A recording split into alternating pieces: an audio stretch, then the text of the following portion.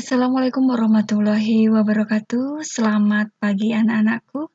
Salam sehat, salam semangat. Nah, untuk hari ini Ibu masih menerangkan masalah humas dan keprotokolan. Kemarin kalian sudah mengetahui apa itu tata tempat, apa itu tata upacara, dan sekarang Ibu akan membahas masalah tata penghormatan. Nah, silakan kalian tetap fokus. Silakan untuk menyimak video ini baik-baik.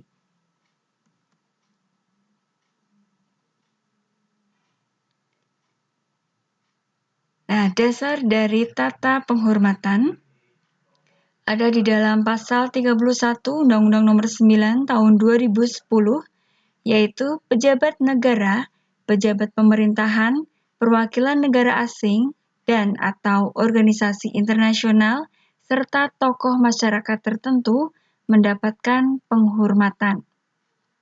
Nah, ini sudah mempunyai dasar ya dalam pasal 31 itu jelas di situ adalah pejabat negara, pejabat pemerintahan, perwakilan negara asing atau organisasi internasional pastinya atau tokoh masyarakat tertentu pastinya akan mendapatkan suatu kehormatan. Nah, ini yang dimaksud dengan penghormatan dan perlakuan sesuai dengan kedudukannya dan martabatnya adalah sikap perlakuan yang bersifat protokol yang harus diberikan kepada seseorang dalam acara kenegaraan atau acara resmi sesuai dengan jabatan dan atau kedudukannya dalam negara ataupun pemerintah atau masyarakat. Nah, yang dimaksud dengan perlakuan yang bersifat protokol adalah perlakuan resmi ya, di mana itu berpengaruh terhadap tata tempat atau tata duduknya nanti, berpengaruh terhadap tata upacaranya ataupun tata penghormatannya. Beliau yang menjabat lebih tinggi berarti berhak mendapatkan tata tempat, tata penghormatan ataupun tata upacara yang lebih tinggi. Selanjutnya adalah bentuk-bentuk penghormatan. Ada 6 bentuk penghormatan. Yang pertama, penghormatan terhadap seseorang dalam bentuk present. Sudah Ibu terangkan untuk pertemuan minggu yang lalu bahwa present adalah tata tempat. Jadi seseorang yang mendapatkan penghormatan yang lebih tinggi adalah seseorang yang mempunyai jabatan yang lebih tinggi. 2. Penghormatan terhadap seseorang dalam bentuk rotasi. Nah, ini yang dimaksud dengan bentuk rotasi, ya, di mana untuk yang pertama adalah urutan sambutan. Nah, seseorang yang mempunyai kedudukan yang lebih tinggi, pastinya dimanapun juga dalam upacara ataupun dalam pertemuan, itu mempunyai hak untuk menyambut atau pasti ada kata-kata sambutan. Yang kedua, jajar kehormatan. Nah, di mana untuk seseorang atau beliau yang mempunyai jabatan yang lebih tinggi, pastinya akan mendapatkan penghormatan yang lebih dulu. Yang ketiga, yaitu naik kendaraan. Nah, kalian tentunya masih ingat ya, kemarin Ibu sudah menjelaskan untuk minggu yang lalu bagaimanakah beliau atau seseorang yang mempunyai jabatan yang lebih tinggi dalam naik kendaraan. Kemarin sudah dijelaskan bagaimana naik pesawat ataupun dalam turun pesawat. Saya harapkan kalian masih mengingatnya. Selanjutnya adalah kedatangan dan kepulangan. Kepulangan kemarin sudah Ibu jelaskan juga dalam pertemuan minggu yang lalu. Di dalam suatu pertemuan, apabila seseorang yang mempunyai jabatan yang lebih tinggi, pastinya pulang itu akan duluan dan datang pasti akan terakhir. Ya, datangnya terakhir, pulangnya lebih awal. Masih dalam bentuk-bentuk penghormatan, tadi ada penghormatan tata tempatnya, penghormatan menurut rotasi. Terus selanjutnya adalah penghormatan terhadap seseorang dalam bentuk perlakuan. Jelas ya, ini pastinya akan berbeda bila beliau yang mempunyai kedudukan yang lebih tinggi ini ya datang ke suatu tempat atau suatu acara, pasti perlakuan dalam acara tersebut akan berbeda sama orang yang mempunyai kedudukan yang rendah ataupun yang biasa. Yang keempat yaitu penghormatan terhadap seseorang dengan menggunakan bendera kebangsaan Sang Merah Putih. Ya, tentunya kalian masih teringat apabila ada seseorang yang memenangkan suatu perlombaan ya atas nama Indonesia, pastinya seseorang itu akan mendapatkan hak untuk menggunakan bendera kebangsaan.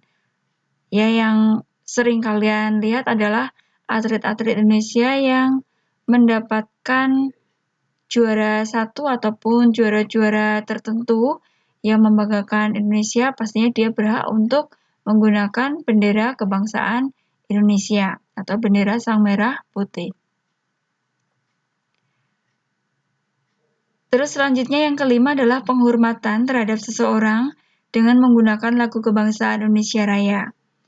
Nah, ini sering kalian melihat juga atau menyimak ya, kalau semisal ada warga negara Indonesia yang lomba ataupun memenangkan suatu perlombaan ataupun beliau ini sedang lomba dalam rangka mengatasnamakan Indonesia, pastinya beliau ini mendapatkan kehormatan diiringi lagu Indonesia Raya.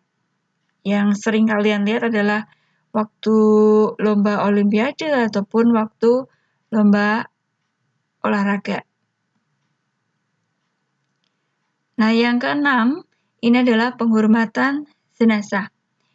Beliau-beliau yang mempunyai kedudukan yang lebih tinggi, pastinya di saat meninggal dunia akan mendapatkan penghormatan jenazah yang lebih tinggi pula. Nah, ini contoh dari Bapak Presiden Republik Indonesia, yaitu Bapak Presiden Joko Widodo.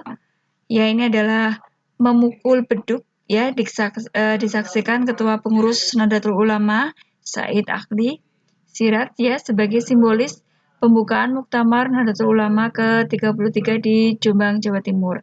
Nah, kalian pastinya tahu bahwa beliau yang mempunyai kedudukan yang lebih tinggi itu akan mendapatkan penghormatan, yaitu untuk membuka ataupun memberi sambutan dalam suatu acara tertentu.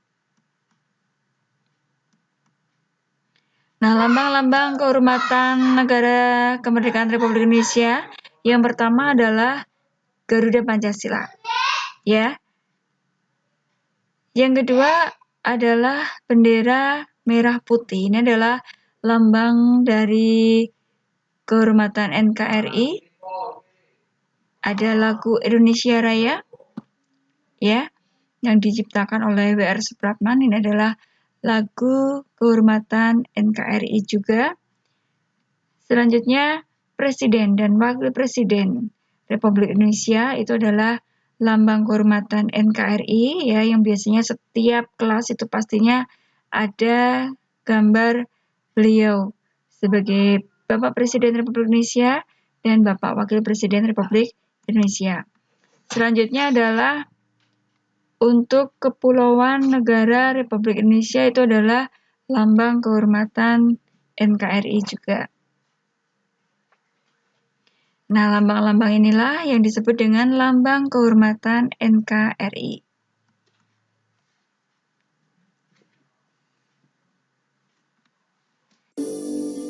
Ya, itu saja tentang masalah tata penghormatan dalam humas dan keprotokolan. Saya harapkan kalian menyimak dengan baik, mencermati dengan baik, dan silakan untuk diresum atau diringkas, ya. Untuk pertemuan minggu selanjutnya, kalian bersiap-siap untuk belajar yang lebih maksimal karena pertemuan berikutnya Ibu akan mengambil evaluasi untuk kalian masalah tata tempat, tata upacara, dan tata penghormatan. Sekian dulu dari Ibu, tetap semangat dan silakan untuk selalu fokus. Terima kasih. Wassalamualaikum warahmatullahi wabarakatuh.